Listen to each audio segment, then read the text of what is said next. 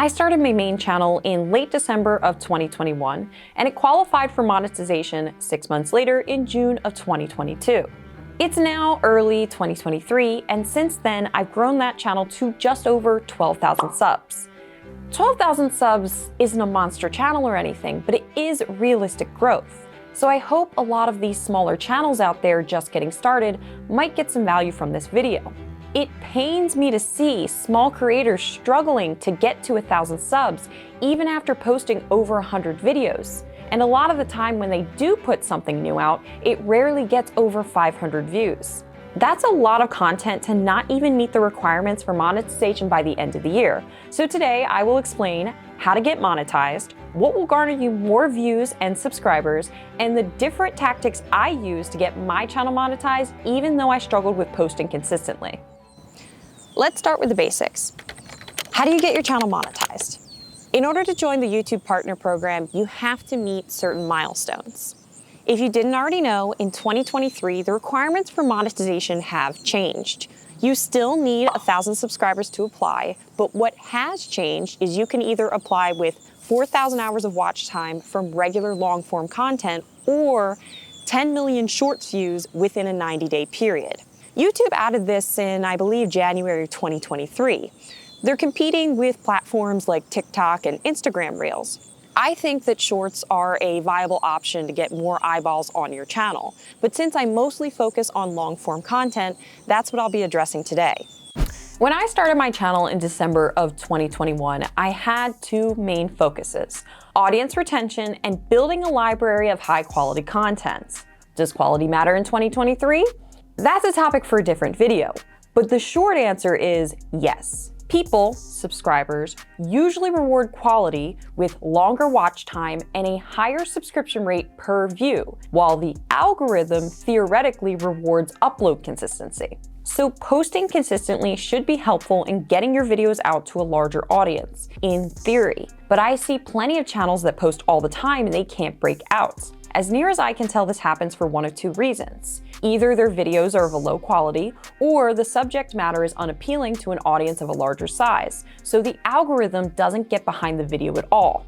My experience is that it's better for channel growth to post less frequently, but make much better videos about things that people are interested in. Because my main channel is a watch channel, I will use an example of the problem that is specific in that space. Doing a desktop review with no B-roll, well, just talking without having anything written out about a watch few care about, like some micro brand no one's ever heard of that sent you a watch for free, is not going to grow your channel.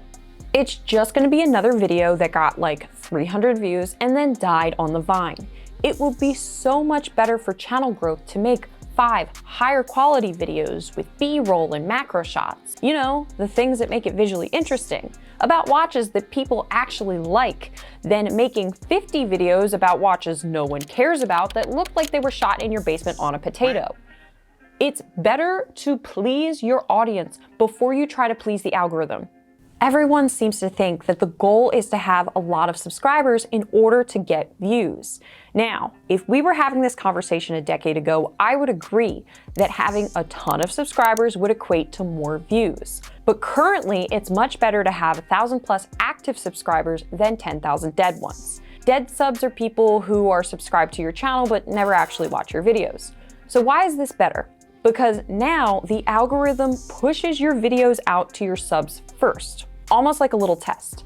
Then, if you have good CTR, click-through rates, and audience retention, how long they watch the video, YouTube will push your video out further and further into the algorithm, therefore bringing in new viewers and possibly new subscribers.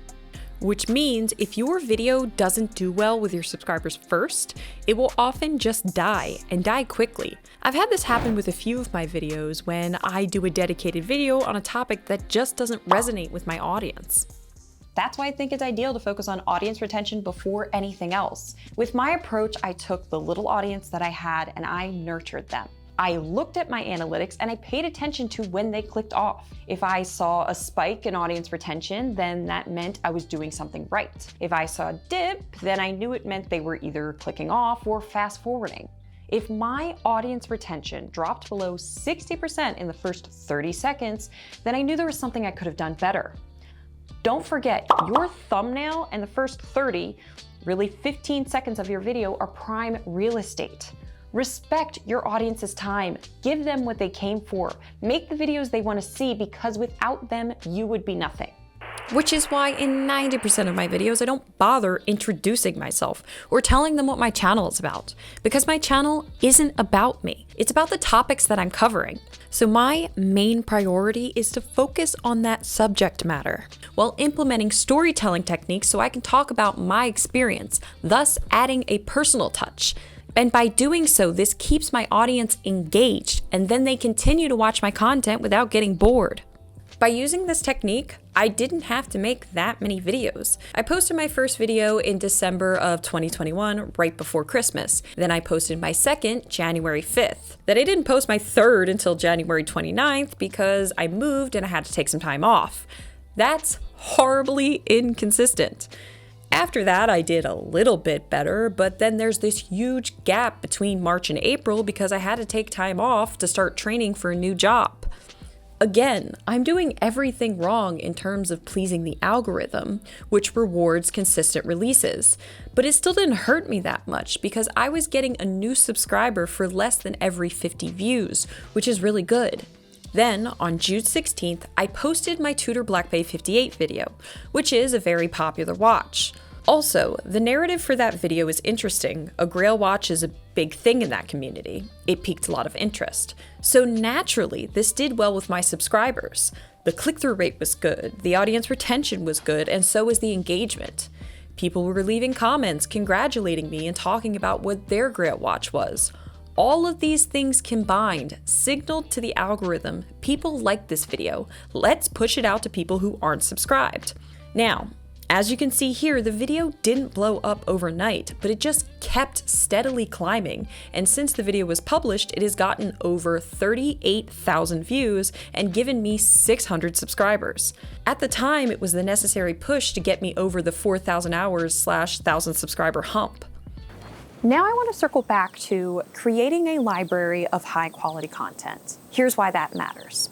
When you have a video that gets pushed out into the algorithm a little bit, like my tutor video, having that library of quality content to fall back on is paramount. YouTube wants you to keep viewers on the platform as long as possible. They want creators that can accommodate that binge watching effect. They want viewers to go down a rabbit hole and hardly ever come back up. Now, the reason you want a library of quality content is because oftentimes when you have a video that does well, the algorithm will push out the rest of your videos simultaneously. And yes, some people will subscribe when they see that first video, but more often than not, people will check out the rest of your channel first before hitting that subscribe button. Having a library of quality content makes users more likely to binge watch your entire channel, which keeps them on the platform longer, which the algorithm likes, and therefore YouTube will push out more of your videos.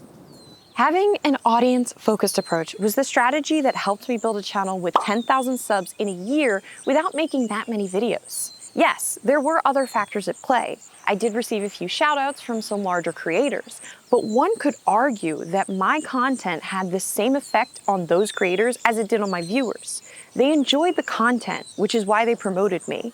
Again, quality matters. I started this channel because I love creating content, and I thought I could offer some insight to those smaller creators out there who are struggling and maybe save them from making some of the mistakes I've made. I'm not gonna lie to you, I'm fully aware that if I posted more consistently, I'd have more subscribers. However, the YouTube world is littered with smaller channels that post all the time and never get anywhere. Quality is more important than quantity in 2023. Audiences are becoming more sophisticated, and other creators out there are becoming more professional. It's a competitive game. You can't just love what you're talking about like watches. You have to love creating content. You have to want to get better at it. You have to watch the people who are doing the best in your niche and take an honest look at what they're doing better than what you're doing. I believe quality and creativity are the keys to not only getting monetized, but to long-term success as well. In the long run, if I am to have larger successes, then I need to get better at posting with greater frequency and consistency. In the meantime, it is the commitment to always trying to improve my quality that has gotten me where I am so far. If you're making the same quality of video over a long period of time and you're not getting the subs and the views that you want, then you need to change what you're doing. And my best guess is it starts with the quality of your content. I hope you enjoyed the content, and if you're a small creator like me, then I hope you got some value out of this video. If you're new here, hi, my name's Elle. This is my second channel, my vanity project, where I talk about all things tubing. So if you have a topic you'd like covered or a question you'd like answered, drop it in the comments section down below. I will respond to all of them, whether it's with a comment in the comment section or I'll just flat out make a whole video about it. With that said, if you're new here and you enjoyed the content, then I encourage you to hit that subscribe button so you know when I post new videos. And if you like watch-related content, then I'll be sure to link my main channel in the description box down below. But anyway, guys, thank you all so much for watching. I'll see you in my next video.